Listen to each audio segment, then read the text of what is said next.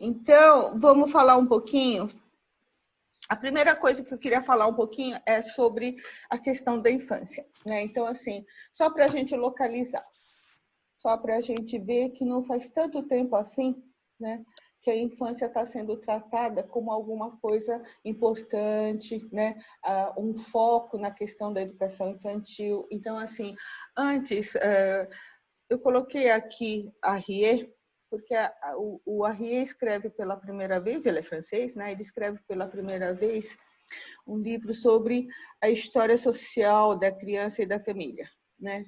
E ele fala que a criança era vista como um adulto em miniatura, né? Então, assim, não era visto, a infância não era visto como uma coisa bem característica, diferente, que a criança pensa diferente, que a criança sente as coisas diferentes do adulto, aquela coisa toda. E essa obra só foi traduzida para a gente em 81, né? Então, assim, e aí eu acho que o conceito também mudou bastante. E no Brasil, né, na década de 40, começa a aparecer uma assistência à família. E depois ela vem Declaração de Direitos Universal da Criança, das Nações Unidas, depois a Constituição de 88, né, fala um pouquinho desse atendimento de escola para criança pequena, depois vem o direito da criança, ECA que acho que deu um grande impulso aqui para a gente no Brasil, né? O ECA é de 1990, o Estatuto da Criança e Adolescente, né?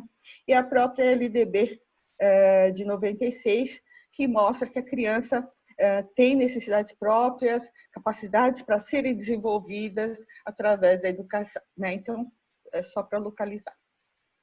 Então, aqui, desde 2013, né, a LDB de uma nota que faz uma certa alteração na LDB de 96, né, e que coloca a educação infantil de 0 a 3 anos, né, 4 e 5 anos a pré-escola, e a educação passa a ser obrigatória para todas as crianças de 4 a 17 anos, 18 anos, para até terminar o ensino médio, né?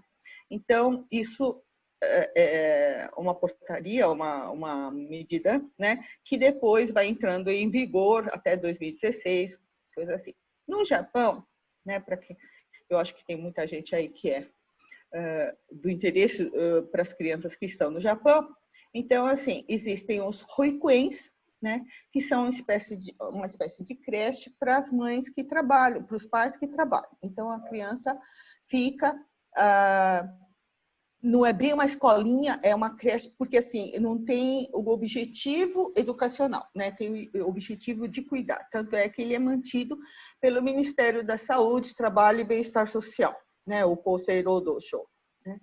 Existem os iotiens, né? Os iotiens são mantidos pelo Ministério da Educação. Ela tem a finalidade de ser uma pré-escola mesmo, né? Com esse enfoque educacional. E tem os Nintekodomoens, né, que são do Naikakufu, né, do Gabinete do Governo, né? Esses são os principais, vamos dizer, fora as pequenas instituições que são crechezinhas, e mesmo entre os brasileiros, lá no Japão a gente encontra pequenas crechezinhas mantidas por tias, vamos dizer assim, especialmente dentro dos dantes, onde moram, né, onde mora a maioria dos brasileiros. Então, a maioria dos brasileiros moram em dantes, e dentro desses dantes existem muitas creches que são mantidas por algumas senhoras, né, famílias que podem ficar com a criança desde manhã cedo até de noite, tá? Então, assim, credenciadas ou não, nem sempre tem um aval oficial, e assim vai. Então, eu só coloquei aqui, não para a gente estar especificando nada, mas assim, existem algumas pessoas que pensaram bastante na questão da infância. Então, assim, um deles é o Piaget, né? Ele pensa na questão, ele é um epistemólogo, né, que é a ciência do conhecimento, e ele vai falar sobre as fases da criança, né? Então, as fases que a criança passa, ele dá uma certa ênfase para a maturação neurológica. Então, assim, ele fala do período sensório-motor, pré-operatório. Eu só coloquei até 5, 6 anos da gente aqui, porque é o nosso foco de hoje, tá? Depois tem o Vygotsky, né, que também é um pensador bastante importante, ele é mais da linha do materialismo histórico, dialético, né? E aí ele coloca algumas fases também. E ele dá essa importância para a linguagem e tudo, mas acho que o mais importante do conceito dele é a história da zona de desenvolvimento proximal. Então, é aquela zona onde a criança consegue fazer alguma coisa com ajuda, mas ela ainda não consegue fazer sozinha, tá? Aí tem o Vallon, né? Eu acho que são os três pensadores mais interessantes, principalmente na questão do desenvolvimento cognitivo, né? Então, nós vamos acabar voltando um pouquinho, porque a gente vai falar sobre o desenvolvimento, que ele não é linear, que ele tem avanços e retrocessos, né? E ele também coloca algumas fases. Como esse material vai ficar disponível, não vou ficar lendo para vocês, mas assim, esse material vai estar disponível depois para vocês em PDF, no site, assim como o vídeo que está sendo gravado agora, né? Como todas as outras palestras anteriores também foram gravadas e elas vão ficar disponibilizadas para vocês assistirem e também baixarem o material, tá? Aí, quando a gente pensa na questão emocional, na questão afetiva, né? Eu trouxe aqui Freud, né? Que sofreu bastante mudanças. Claro que a teoria psicanalítica, ela sofre, como todas as teorias, né? Ela sofre várias alterações depois da pessoa que inventou, vamos dizer assim, né? Então, assim, nós temos aqui Freud com as fases psicossexuais, né? Que ele vai falar sobre as zonas erógenas, e é isso que vai determinar a separação de quando é que como são as fases, né? Para onde mudam as zonas erógenas. E o Erikson, né, que é um discípulo de Freud, mas ele vai discordar e ele vai dizer que a ênfase tem que ficar no social. Então, ele tem uma teoria de desenvolvimento, né, psicossocial, tá? E que dentro dos conflitos psicossociais, dentro do desenvolvimento psicossocial, ele vai falar dos conflitos mais importantes que acontecem em cada fase, tá? Depois, se vocês quiserem, a gente pode até disponibilizar também a bibliografia, se for o caso, tá? Então, vamos entrar na questão do desenvolvimento em si, né? Então, o que a gente percebe, e como os autores falam também, né? Que o desenvolvimento não é linear, não é uma reta para todo mundo, né? Então, assim, cada criança tem lá suas peculiaridades dentro de certos limites. Então, assim, costumo dizer que todas as crianças, uma certa hora, vai começar, por exemplo, a andar, a falar, né? Então, assim, se uma criança anda com 9 meses, ela ainda está naquela faixa que diz normal. Tem pessoas que falam, nossa, meu filho é precoce, né? Não necessariamente, né? Se uma criança demora, por exemplo, anda com 1 ano e 1 mês, normal. Agora, se a criança está com 18 meses e não anda, né? Então, assim, existe um certo limite onde a criança deve conseguir adquirir essa capacidade, tá? Então, assim, dentro de certos limites, mas, assim, cada criança lá, né, tem um desenvolvimento um pouco diferente da outra. E tem também avanços e retrocessos, especialmente dependendo das condições, das coisas que acontecem fora, na família, né? Então, assim, famílias bem funcionais costumam estimular bastante e a criança tem um crescimento, desenvolvimento mais adequado, né? Mais condizente com a faixa etária, mais compatível com as coisas que a gente espera. E não sendo, né? Isso influi bastante. Então, vocês já viram também nesses avanços e retrocessos uma criança que já largou a fralda e, de repente, nasce o irmãozinho e ela volta a fazer xixi, né? Então, assim, esse tipo de coisa acontece pelas questões emocionais, tá? Também é importante que a gente esteja de olho, né, para perceber as áreas que a criança tem maior dificuldade. Então, a gente pensa no crescimento sempre como uma coisa como um todo. Embora, daqui a pouco eu vou fazer uma separação, essa separação é didática só para a gente entender, mas a criança não cresce só, né, só no corpo, só afetivo, só o cognitivo. Não, é um crescimento global, tá? Então, a gente tem que estar de olho para ver onde é que a criança tem mais dificuldade. Então, tem criança que anda rápido, mas demora para falar. Tem criança que fala rápido, mas demorou para andar, e assim vai, né? Então, assim, a gente vai olhando onde é que a criança tem mais dificuldade para a gente poder estar estimulando, tá? E respeitar o ritmo da criança também, né? Não é querer que a criança, por exemplo, todo mundo sabe, acho que é de senso comum, ninguém vai mandar uma criança de 6 meses andar, né? Estimular a andar. Mas, mas também não pode deixar que atrase muito. Então, assim, se a criança não anda numa certa idade, você tem que ficar de olho e perceber o que está acontecendo, estimular, né? Então, o respeito vai até um certo ponto também nesse sentido, né? Então, e o papel fundamental da escola, da família, né, para fazer essa estimulação, tá? E mesmo as crianças especiais, muitas vezes o pessoal fala, porque a criança não consegue e deixa. Mesmo as crianças especiais, né, que têm algum distúrbio, alguma coisa assim que realmente compromete o desenvolvimento neurotípico, né, aquele que o pessoal chama de normal, sempre entre aspas, né? E se a gente estimula bem, ela consegue também muito bons resultados, tá? Então, como eu disse para vocês, vou fazer essa divisão, que é uma divisão didática, mas assim, só para a gente poder entender melhor, mas sempre tendo na cabeça que a criança cresce como um todo, né? Então, assim, o primeiro que eu vou estar colocando aqui é o desenvolvimento físico motor, né? Então, assim, ela depende sim da maturação neurofisiológica, mas depende também das condições de parto, das doenças que teve, acidentes, se tomou ou não vacinas, os medicamentos que ela está tomando, o tipo de alimentação, né? O tipo de estimulação. Então, vocês veem que depende de um monte de fatores, né?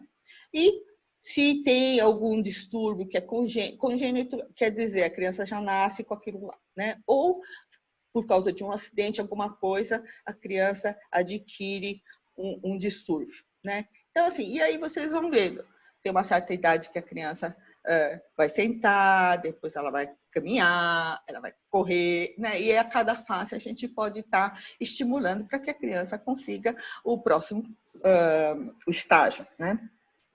E a questão da coordenação motora é que ela vai ficando cada vez mais aguçada, vai afinando, né, incluindo essa coordenação visomotora, né, com o olho e a mão.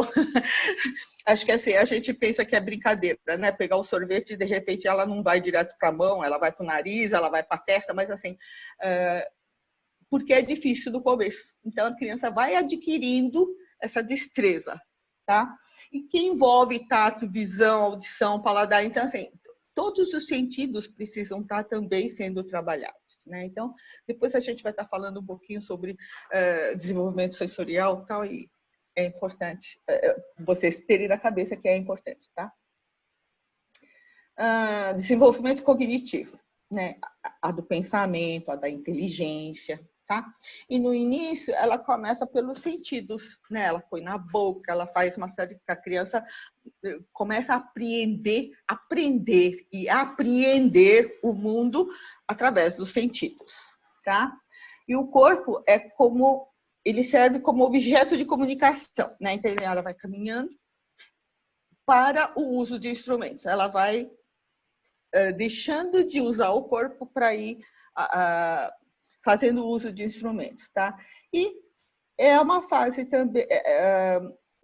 também assim, não é do nada, mas assim, vai adquirindo gradualmente, né? Ela vai percebendo gradualmente o sentido da realidade, vai adquirindo e vai desenvolvendo a memória, a noção da fantasia, né? E a linguagem é o que dá um certo salto, né? A hora que a criança adquire a linguagem, ela consegue aprender melhor, ela consegue também memorizar melhor, né? Então, assim, a linguagem é realmente um grande instrumento, né, para ela fazer essa parte da apreensão do mundo, da compreensão da fantasia, trabalhar com isso, né? Inclusive porque assim, ela começa a fazer muita pergunta nessa fase pré-operatória, ela faz muita pergunta, né, por quê, como, de onde vem, né, e é importante tudo isso para ela estar aprendendo essa noção da realidade. Depois a gente tem, por exemplo, de novo, né, didático, mas assim, desenvolvimento emocional. Vamos pensar um pouquinho nisso, né? Então, assim, ela vai apresentar nessa fase medos, apego, ansiedade, e é importante que ela consiga trabalhar com tudo isso. Depois eu vou falar um pouquinho, mas com a ajuda de um adulto, que sempre acaba sendo o mediador, né? A criança é muito sensível à aprovação ou desaprovação dos adultos, né? Ela precisa que um adulto diga o que ela está sentindo, o que ela está vendo, nomeando as coisas, né? Porque ela precisa aprender tudo isso, né? E também ela precisa dessa sensação de segurança, proteção, né? Ela sabe, de certa forma, embora ela tenha um pensamento bastante onipotente, ela percebe também das coisas que ela não consegue. Então, assim, é importante que alguém possa estar dando, né, essa mãozinha para ela. E ela vai gradualmente do corpo dela, percebendo o que faz parte do corpo dela e o que é mundo, o que é fora do corpo dela, né? Então, e ela vai adquirindo essa autonomia, né? E ela vai tendo essa noção do eu, né? Então, você percebe que lá para os 3 anos a criança começa a falar de fulano, né? E ela começa a falar do nome dela. E ela percebe das limitações, pede ajuda, né? Como eu falei.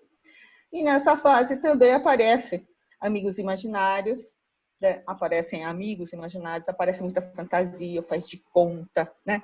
Mas também aparece, ela vai aprendendo a aceitar melhor as regras sociais, né? O que é certo, o que é errado, os valores, as normas, né? Então, de uma determinada cultura, de um determinado grupo, comunidade, sociedade e assim por diante, tá?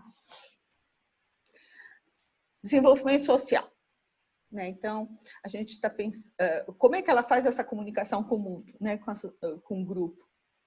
O choro é a primeira comunicação, né? E ela vai chorar, né? E ela vai ver uma mãe, por exemplo, um adulto atender, né? Então, assim, é uma forma de ela dizer, olha, estou precisando de alguma coisa, estou sentindo alguma coisa, né? E depois vai vindo a linguagem verbal, né? Depois de todas as outras linguagens também, né?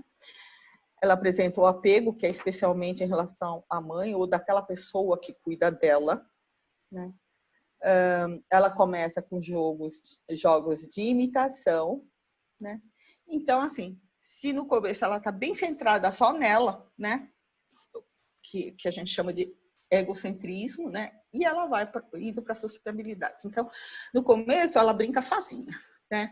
E depois ela vai começar a brincar com outras crianças, partilhar, né? Começa a perceber o que a outra criança tá sentindo. Então, se a outra criança cai, por exemplo, e se machuca e chora, ela consegue entender que a outra criança está com dor, por exemplo, né? E assim por diante.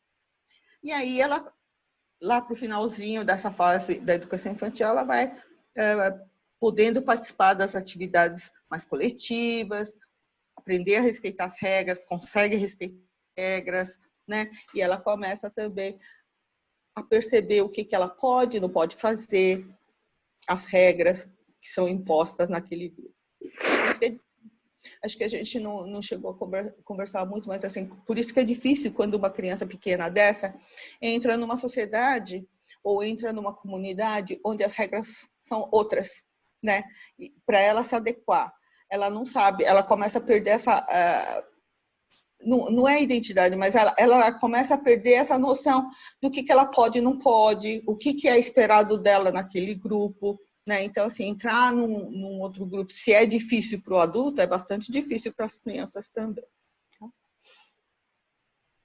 Sobre a questão do brincar, né? Costumo dizer que brincar é a coisa mais importante para a criança, né? E já vi, por exemplo, pais que falaram, assim, enquanto eu estava nas escolas brasileiras lá aí no Japão, em vários momentos, e eu ouvi muito pai dizer assim, eu não pago escola para criança, para o meu filho vir aqui brincar, né? E acho que assim, uma coisa que eu tenho tentado sempre que possível falar para os pais da importância do brincar, né?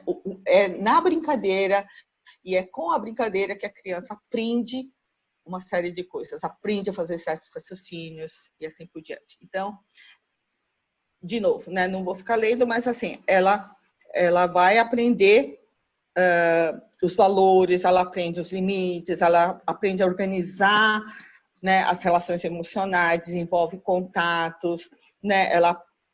Ela vai procurando também soluções para os desafios que os jogos apresentam, a brincadeira apresenta. Ela percebe também que as regras mudam dependendo da brincadeira e assim por diante, né? Então é como é que eu vou dizer, um ambiente propício, né, da brincadeira, é propício para ela aprender uma série de coisas. E aí outra coisa que eu tenho colocado bastante, que eu acho importante, é, por exemplo, os brinquedos, né? Existem brinquedos adequados para cada idade, né? Então não adianta também oferecer um brinquedo que a criança não vai saber fazer, o que fazer com ela, né? Então, assim, um belo quebra-cabeça para uma criança de 2 anos não vai resolver, né? Então, assim, precisa ser com poucas peças e assim por diante. Então, assim, tem gente comprando brinquedos caríssimos para crianças muito pequenininhas, que as crianças vão encostar, não tem interesse, vão acabar quebrando, e aí os pais acabam ficando bravos e nada a ver, né? Então, assim... E outra coisa que eu sempre espero que se dê é que o brinquedo seja um meio. Então, que a criança possa entrar em contato com o brinquedo, mas ela possa criar, ela possa brincar de várias formas com aquele brinquedo. E não aquele brinquedo que é lindo de morrer, né? Lindo de morrer para o adulto ver, né? Então, tem gente aí que compra um robô, uma boneca, por exemplo, caríssima, que canta, dança, sapateia, faz tudo sozinha, né? E a criança é um mero espectador daquele brinquedo. Bota a pilha, aperta o botão e o brinquedo brinca sozinho, né? E a criança fica só olhando.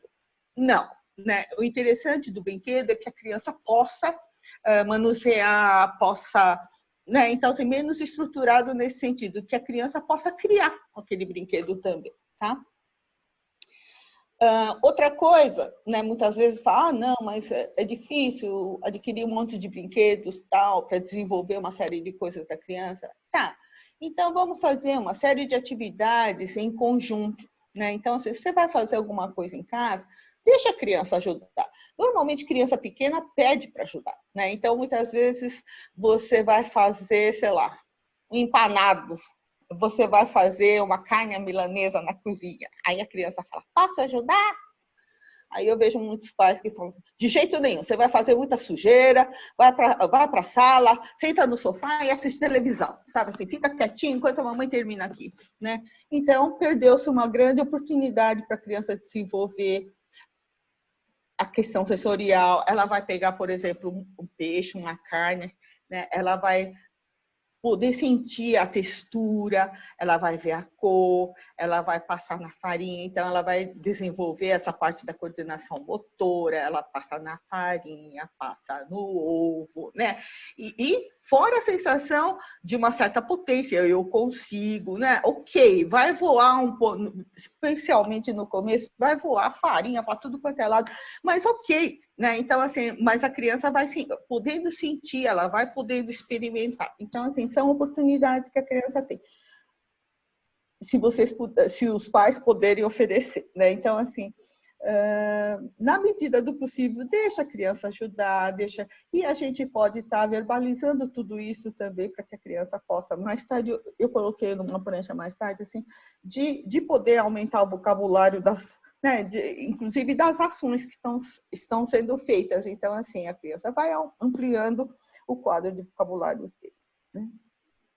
E aprender desde cedo a lidar com as coisas, respeitar, perceber e aceitar as diferenças, né? Porque o preconceito, né, é passado dos pais para as crianças. A criança não é preconceituosa. Então, assim, é importante que a criança possa, né, perceber a diferença, mas ela perceber a diferença como uma coisa natural, entre aspas, tá? Então, assim, que ela possa respeitar, tá? E também aceitando limites, né? aprendendo a desenvolver essa tolerância para a frustração, né? Saber ouvir não. Eu já ouvi muita criança, muitos pais dizerem também que os seus filhos não conseguem ouvir um não, né? Então, assim, é importante que a criança aprenda a ouvir esse não, tá?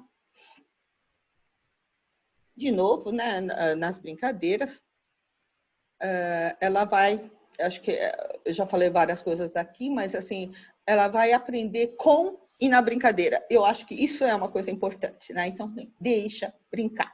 Ela vai fazer, ela vai conseguir desenvolver imaginação, ela vai aprender a imitar, ela vai aprender a criar, ela vai perceber que existem diferenças na forma de jogar, existem regras diferentes, em grupos diferentes, né? Tem grupos que jogam um determinado jogo de um determinado jeito e outros grupos que jogam o mesmo jogo com regras diferentes. Então, assim, e principalmente nesse trânsito entre Brasil e Japão, a gente percebe diferenças de jogos também, não aqueles jogos estruturados que você compra, né? Por exemplo, Uno, existem vários brinquedos que existem aqui, existem no Japão, que as regras são iguais, mas a gente percebe que existem alguns jogos que no Japão se joga de um jeito e aqui no Brasil se joga de outro.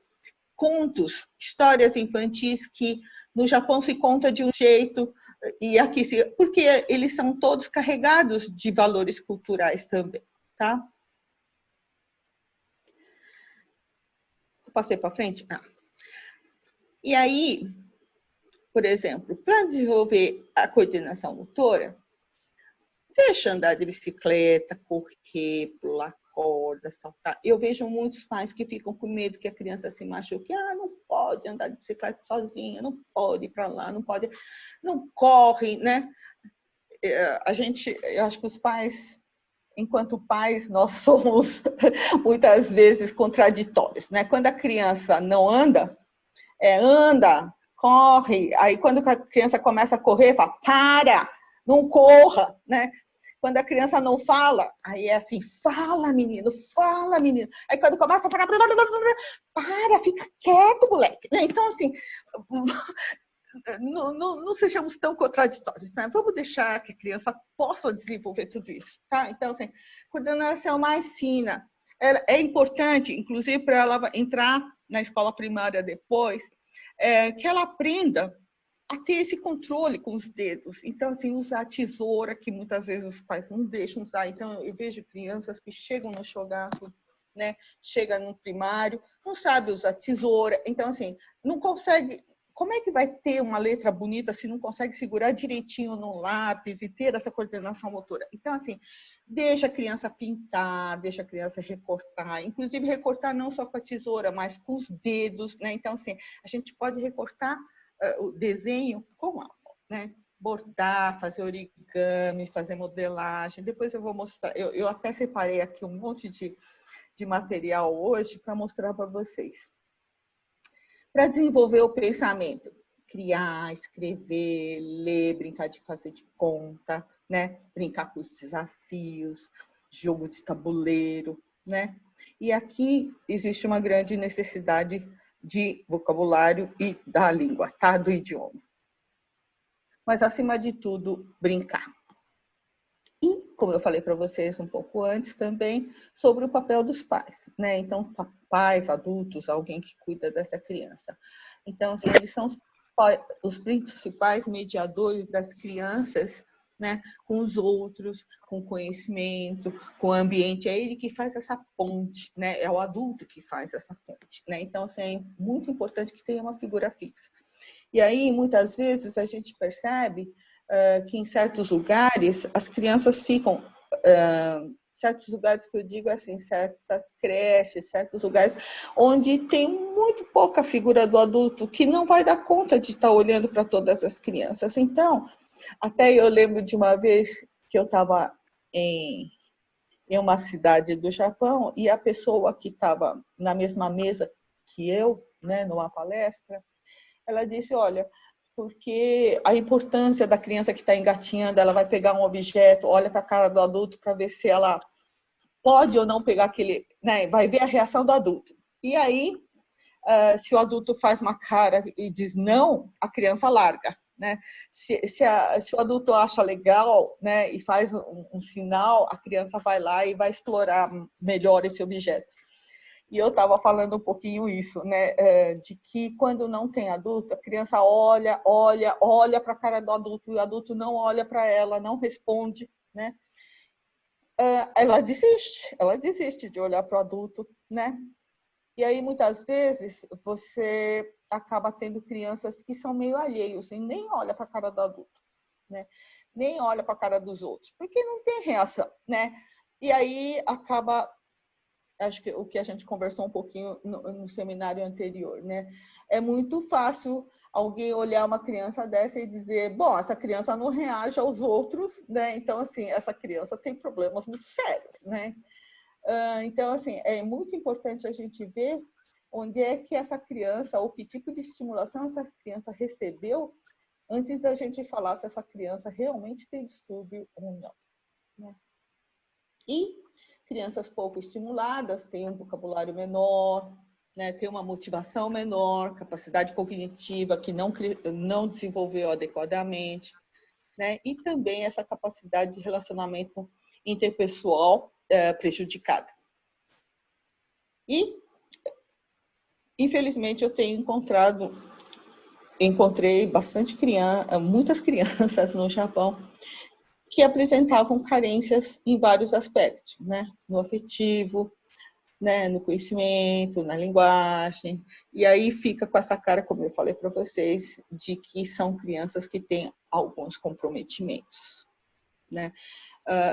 Uma das coisas que eu fico insistindo na questão da educação infantil é que eu penso que assim, muitas crianças apresentam dificuldades por ter sido privado de uma série de estimulações nessa fase importante, tá? Porque é a fase mais importante para o desenvolvimento. Não que as outras não sejam, tá? Mas assim, essa fase é extremamente importante. Essa fase é a fase que a criança realmente absorve uma série de coisas.